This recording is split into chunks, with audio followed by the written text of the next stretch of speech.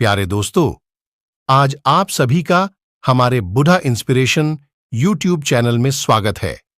आज हम इस वीडियो में जिंदगी का कीमत क्या है, इसी के बारे में हमने बताने की कोशिश की है। तो चलिए अब अपने वीडियो को स्टार्ट करते हैं। एक गरीब किसान अपनी बेटी के साथ झोपड़ी में रहता था। उसके पास खेती करने के लिए थोड़ी सी जमीन थी। फसल बेचकर थोड़े ही रुपए मिलते थे, जिनसे वे 2 समय का खाना भी नहीं खा पाते थे। एक दिन किसान की बेटी ने उससे कहा, पापा आप जाकर राजा से बात क्यों नहीं करते? मैंने सुना है वह बहुत दयालु हैं, वह हमारी मदद जरूर करेंगे। किसान ने कहा, अरे नहीं, वह राजा हैं, वे हमारी मदद क्या करेंगे? लेकिन बेटी की बार बार जिद करने पर किसान ने कहा, ठीक है, हम लोग कल राजा के पास चलते हैं और अपनी समस्या बताते हैं। अगले दिन वह अपनी समस्या लेकर राजा के पास गया। राजा बहुत दयालु था। उसने किसान को अपनी जमीन में से थोड़ी सी जमीन खेती करने के लिए दे दी। राजा ने कहा, यह जमीन तो हमारी ही रहेगी, परंतु इस पर उगने वाली फसल तुम्हारी होगी। लेकिन राजा के मंत्री को इस बात से आपत्ति थी। वह नहीं चाहता था कि किसान को जमीन मिले, इसलिए उसने कहा, महाराज आपसे निवेदन है कि जमीन ना दें, क्या पता वह जमीन का सदुपयोग ना करे और आपको हानि हो जाए। लेकिन राजा ने मंत्री की बात नहीं मानी और किसान को जमीन दे दी। किसान बहुत खुश हुआ और राजा को धन्यवाद देकर अपने गांव लौट आया। एक दिन वह खेत की जुताई कर रहा था, तभी उसका हल एक कठोर चीज से जा टकराया।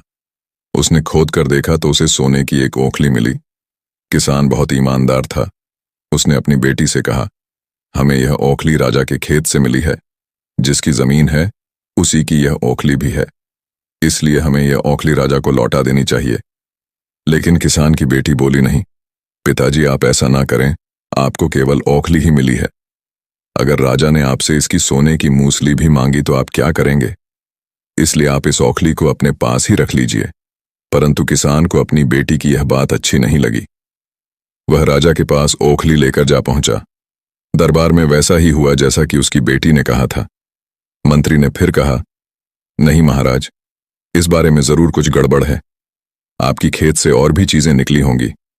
ये किसान झूठ बोल रहा है, इसलिए सारी चीजें रख ली हैं और सिर्फ यही लौटाने आया है। आप इसकी जांच कराएं। यह निश्चय ही चोर है। नहीं तो भला आप ही सोचिए, अगर खेत में से सिर्फ ओखली मिली है तो और भी सारी चीजें मिल सकती हैं। राजा ने पूछा, मूसल कहाँ है? राजा ने सोचा कि किसान ने लालच में आकर मूसल अपने पास रख ली है। बेचारा किसान राजा को सोने की मूसल लाकर नहीं दे सका। नतीजा ये हुआ कि किसान को जेल में डाल दिया गया। भोले किसान को ऐसी गलती की सजा मिली थी जो उसने की ही नहीं थी।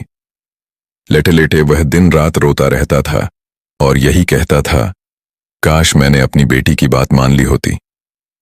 जब उसकी बेटी को इस बात का पता चला तो वह बहुत दुखी हुई और मन ही मन मंत्री से बदला लेने के बारे में सोचने लगे। वह विचार करने लगी कि अब क्या किया जा सकता है। इसलिए रात को चुपके से वह मंत्री के घर गई और बोली, मंत्री जी, मुझे पता है कि यह सब आपने कराया है, इसलिए मैं चाहती हूं कि मैं आपको सब सच बता दूं। मंत्री ने कहा, हाँ, तुम मुझे बताओ। किसान की बेटी ने कहा, हमारे खेत में और भी खजाने हैं जो अभी तक निकले नहीं हैं। अगर आप मदद करें तो सारे खजाने आप ले सकते हैं। मंत्री के मन में लालच आ गया और उसने सोचा, वाह क्या बात है, खजाना भी निकाल लूंगा और बाद में इल्जाम लगा दूंगा कि उन्होंने खजाना छुपा कर रखा था और बेटी को भी बाप के साथ जेल में डलवा दूंगा। इसलिए उसने कहा, ठीक है, मैं कल आऊंगा। रात में ही किसान की बेटी राजा के दरबार में पहुंची और राजा से मदद मांगी। राजा ने कहा, इतनी रात को तुम यहां क्या करने आई हो? किसान की बेटी ने कहा, महाराज, मुझे पता है कि आपने सही फैसला सुनाया है, लेकिन मेरे पिता बेकसूर हैं। ये सब हमें फंसाने के लिए किया गया है। अगर आपको यकीन नहीं है तो आप कल दरबार के लोगों को हमारे खेतों में भेज दीजिए। वह मंत्री हमारे खेतों से हर दिन सामान चुरा कर ले जाता है। अगले दिन जब मंत्री गया और दरबार के लोगों ने उसे रंगे हाथों पकड़ लिया, राजा ने पूछा, तुम उस लड़की के खेत में क्या कर रहे थे? मंत्री ने बोला, महाराज, इसने मुझे खेत में बुलाया था। राजा ने कहा, तुम्हें बिना इजाजत उस खेत में जाने को किसने कहा?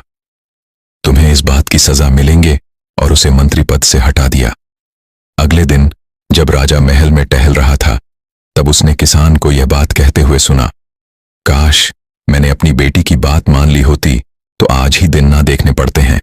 मैंने अपने भोलेपन की वजह से फंस गया हूं। आजकल के जमाने में बना ही बुरा है, मतलबी रहो, झूठ बोलो ही अच्छा है।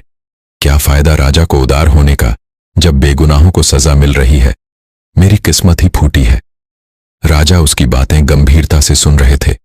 वह अचरज में पड़ गया कि भोला भाला किसान आखिर ऐसी गलती कैसे कर सकता है। वह कभी ऐसा नहीं करेगा।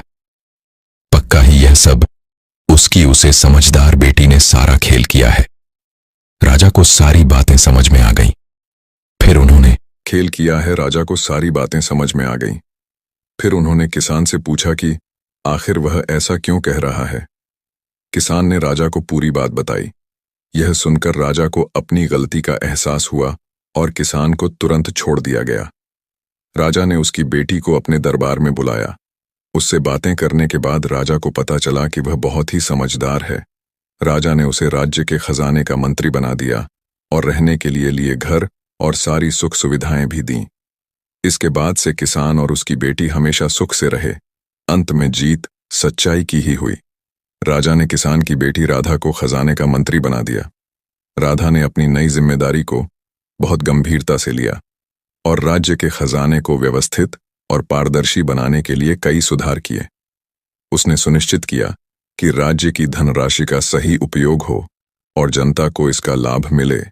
उसकी समझदारी और कुशलता से राज्य में खुशहाली बढ़ने लगी। किसान अब राजा के महल में काम करने लगा।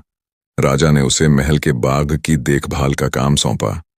किसान ने अपनी मेहनत और ईमानदारी से बाग को सुंदर बना दिया। उसकी बेटी के पद और उसकी खुद की मेहनत ने उसके जीवन को बदल दिया था। कहानी अच्छी लगी हो तो आप सभी से निवेदन है, हमारे YouTube चैनल को सब्सक्राइब और वीडियो को लाइक शेयर जरूर करें। जय हिंद दोस्तों।